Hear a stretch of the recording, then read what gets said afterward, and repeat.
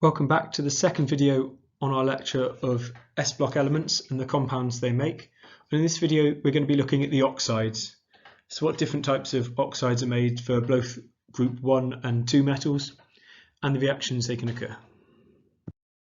In the first video we discussed how the compounds of group 1 are generally ionic and they form compounds containing M+ cations. We also discussed how they're really reactive and need to be stored under oil.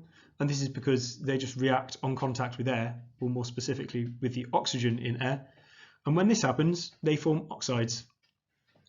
Which oxide gets formed depends on which metal it is doing the reacting.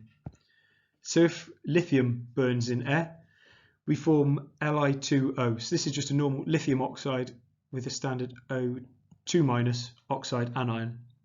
However, as we go down the group, if sodium reacts, it reacts to create a peroxide.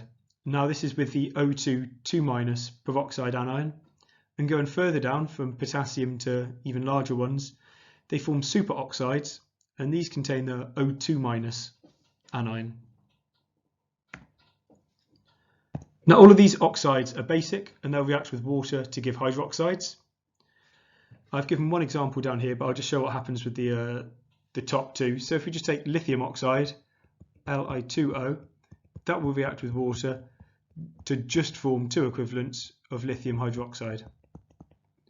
If sodium peroxide reacts with water, this time we still get two equivalents of sodium hydroxide, but we'll also get hydrogen peroxide as well.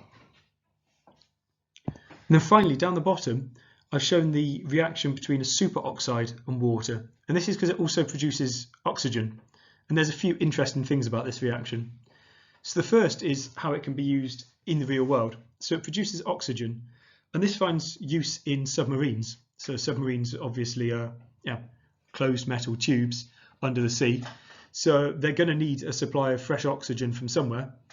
And by reacting potassium superoxide with water, they can produce the oxygen needed to support the life on the submarine. It also has the side benefit of producing potassium hydroxide. Now this can react with CO2 and therefore take the CO2 out of the atmosphere as well.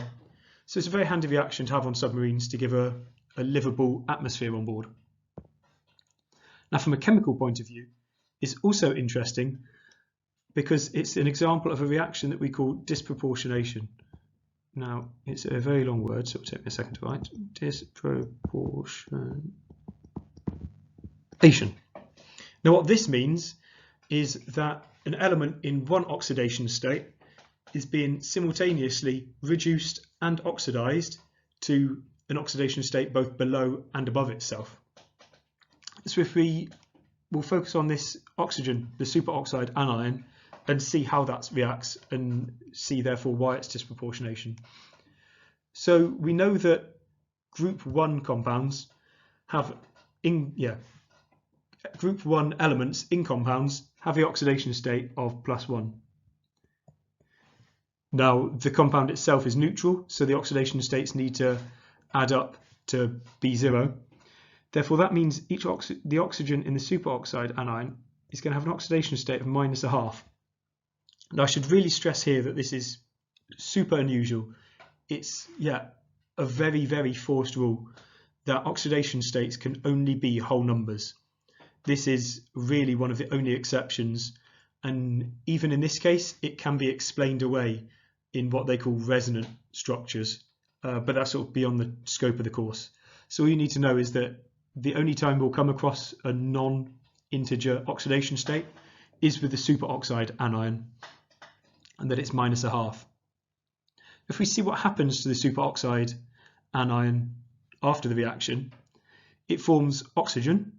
Now the oxidation state of elements that are just molecules of elements, they're always 0.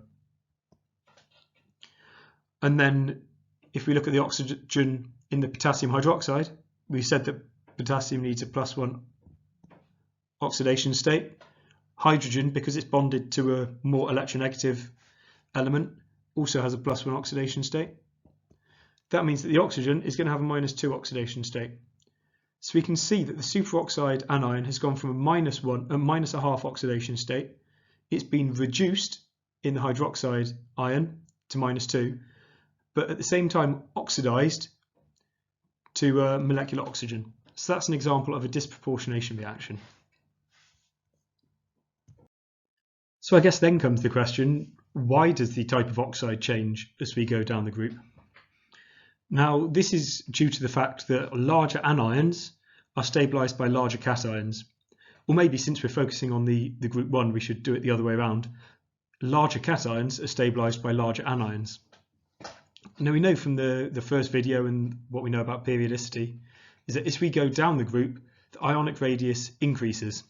Therefore, as we go from lithium to cesium, the cations will get larger and larger. Therefore, they're better stabilized by having a larger anion.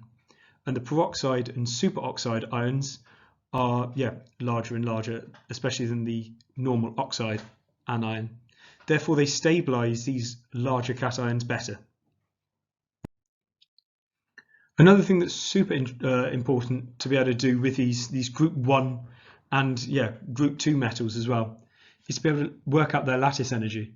So we talked on the first slide and in the last video as well how most of these S block compounds are ionic, and because of this we can relate them back to the second lecture where we were looking at ionic solids, and we can calculate their lattice energies using, I wouldn't bother with the Born-Lando equation, the Kapuscinski equation, which was the last one we looked at because it's the simplest.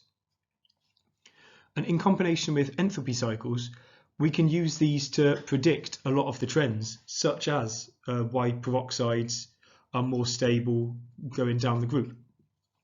We can do this with a lot of other compounds as well, such as why in group 2 you'll have MgCl2, whereas in group 1 you'll have LiCl for the chlorides, for example.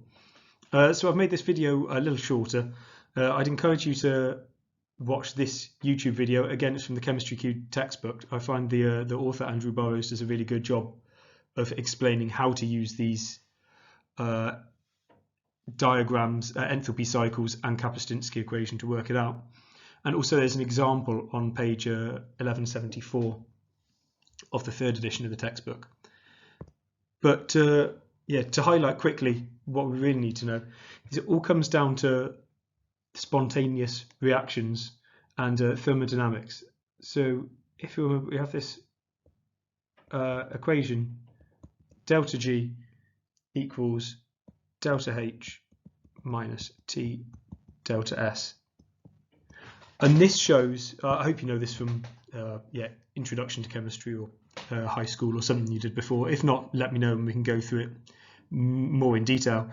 But in general, it relates the Gibbs free energy to the enthalpy, or the change in free energy, to the change in enthalpy and the change in entropy. Now we know that if the change in energy is less than 0, a reaction will be spontaneous. Therefore, it will occur. In these enthalpy cycles we can look at for these, if we're looking at things like the stability of the peroxide anion, so whether lithium peroxide will break down to lithium oxide and oxygen gas, if we're doing this down a group, the stoichiometry is always the same. Therefore, the entropy change will be quite small because it's kind of independent of the metal. So then this term is very small. It's still there, but it's negligible as long as the enthalpy changes are big. So therefore the enthalpy change is directly related to the free energy change. And therefore we can look at the differences in enthalpy change, and they'll give us an informed decision on whether something is more stable or less stable in trends down the group. But I encourage you to watch this video. He gives an example of why sodium peroxide is more stable than lithium peroxide using these enthalpy cycles and this law. Finally, let's take a quick look at the oxides of group 2. These are less varied than those of group 1. Again, they're generally ionic, the compounds of group 2. This time they contain metal 2+ cations. and therefore affects the stoichiometry. So this time the metals still burn in air to form oxides. The formula is slightly different. This time it's just MO, and that's because the oxygen is 2- and the metal is 2+. So that's why we only have one of the oxygens. All of these metal oxides react exothermically, but there's not really a pattern in the group. And unlike last time, it doesn't change, the type of oxide doesn't change so much going down the group.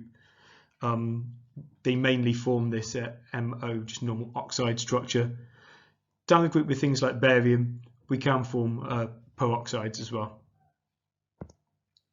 As I said, these again are ionic structures.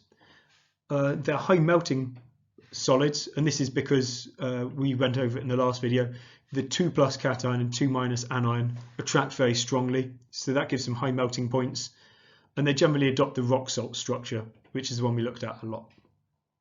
Beryllium oxide is an exception as always, and forms the versite structure, which is one we didn't look at. It's just a different crystal lattice with the oxygens and berylliums taking up different sites. And again, all of these are basic. As I said in the last video, this is what the oxides of the metals is what gives them the alkaline earth name. They're basic and they dissolve in water to give an alkaline solution of the hydroxides. Again, with the exception of beryllium oxide.